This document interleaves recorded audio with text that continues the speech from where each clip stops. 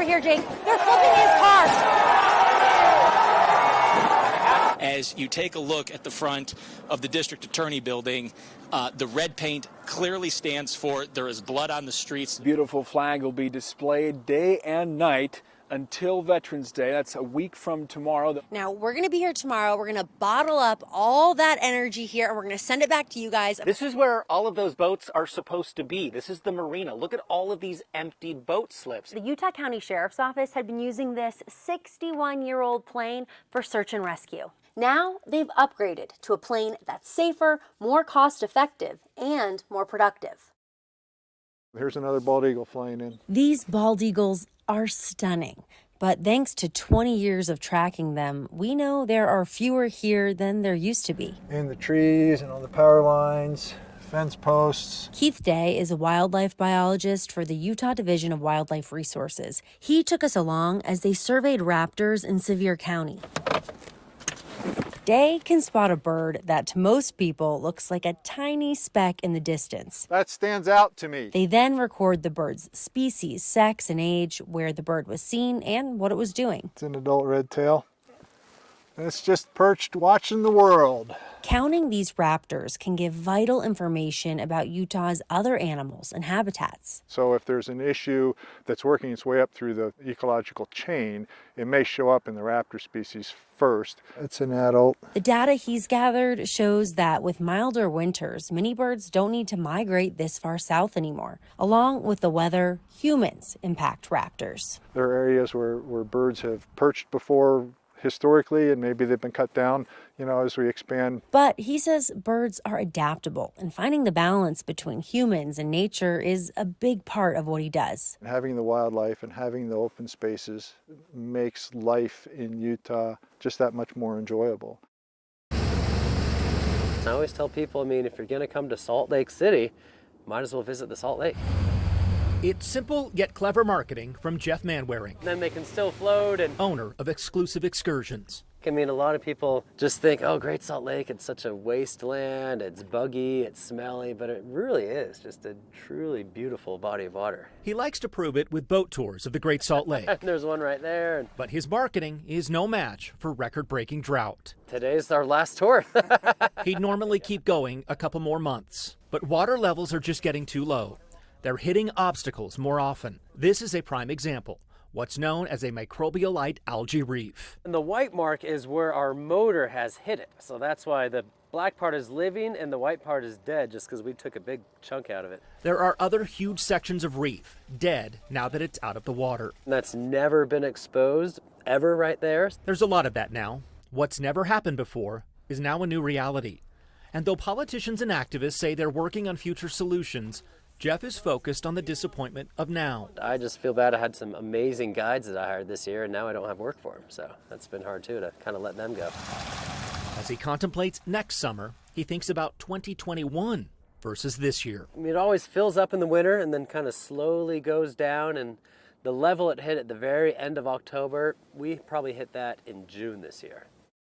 The point-in-time count starts early, around 4 a.m. There are multiple teams spread out across the county, working all day for multiple days to get an accurate count of the unsheltered population. Homeless Outreach, Volunteers of America, anybody home? Volunteers scour all different areas an unsheltered person may be living. Going to their camps, tents, wherever they're at. Sean Spalding is a county care coordinator with Volunteers of America. He says this count lets them know the scope of programming or funding they need.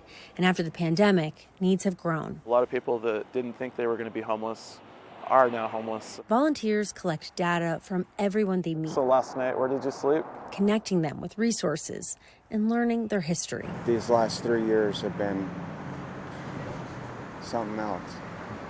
But what doesn't gets us makes us stronger. Travis Ressler says he and his dog Roscoe are new to being homeless. He says it has been brutal. I'm usually warm and good to go, and this last month I got frostbite on my foot. Another nice layer to have. The volunteers give out tents, gloves, food, or blankets, anything to help. It's little things on the street, obviously, that matter most. Ressler says being homeless is humbling. Those little things seem grand, but it's the littlest thing empathy that's been hard to find. I always look at somebody and go, wonder where they went, wonder what they went through.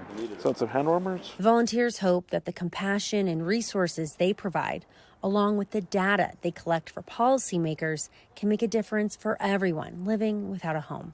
Reporting for Eye on Utah, Kelly Vaughn, KUTV 2 News. And on the next inhale, let's reach the arms up high. I would say every student I work with in here struggles with deep trauma. Denise Druce is a yoga therapist. Not only does she teach prison yoga classes, but also yoga teacher training classes like this one. Toes turn out. Where inmates can train to become certified instructors. If anything, they're more committed here than my students on the outside. They take this so seriously and they don't take it for granted at all. After an intense 500-hour training, the women will be certified to teach like anyone else on the outside. I'm told I'm the first. Ferosa Bluff is the first inmate in the country to now become a yoga teacher trainer inside a prison. Into Cowface, people learn how to treat each other with respect, to love themselves, to put the past in the past. Karen Butterfield says outside of prison, she never would have tried yoga, but now she wishes she had it growing up. I definitely believe if I would have known about yoga when I was a child, I wouldn't have been so depressed. I wouldn't have had anxiety as bad as I did. I wouldn't have isolated myself. Chelsea Cook says becoming a yoga teacher is a way for her to give back. Something I'm really interested in is the prenatal yoga, and there's a lot of women that come in here who are pregnant, and it's so uncomfortable being pregnant anyways, but being in prison, like, I can only imagine. And the teacher training classes may even help with recidivism. Plant the hands. Bluff recalls an inmate who came back to prison 8 times. That was until she was trained as a yoga instructor. She is not coming back. She's now teaching out there, serving her community. They come out of here different than when they walked in. And to me, that's what a correctional facility really should be. We'll end by saying namaste, which means the light in me honors the light in each one of you. Namaste. Namaste. Reporting for Eye on Utah, Kelly Vaughn, KUTV 2 News. This is our heaven, I see. Albert Cly first came to Westwater in 1948. Nice sunshine, see the stars at night. It offers a lot to the Native Americans who call this community next to Blanding home. But there are a few things it doesn't have. Yeah, we don't have power or nothing like that, you know. No running water, you have to haul it. No running water. It's like the old time. Albert and others here have been waiting decades, and finally, it seems, something is about to happen. It'll be something.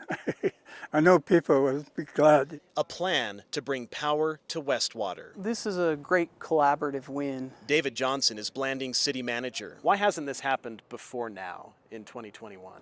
Yeah, 2 main reasons why this has held it up is one has been jurisdictional boundaries. Westwater is not in Blanding city limits. It's in San Juan County on land owned by the Navajo Nation but not part of the reservation. And the other big role, frankly, has been funding, especially in small rural communities. Coming across funding on providing services is difficult. But now, Johnson says, many groups have found a solution, using Blanding's infrastructure as a pass-through for power lines connecting to the 29 lots in Westwater. The cost of the project covered by the Utah Navajo Trust Fund, the state of Utah, and the Church of Jesus Christ of Latter-day Saints. I think prayers have been answered. Denise Becenti is with the Navajo Tribal Utility Authority, which will build the power lines. The Westwater Village will get the electricity that it's been waiting for many years.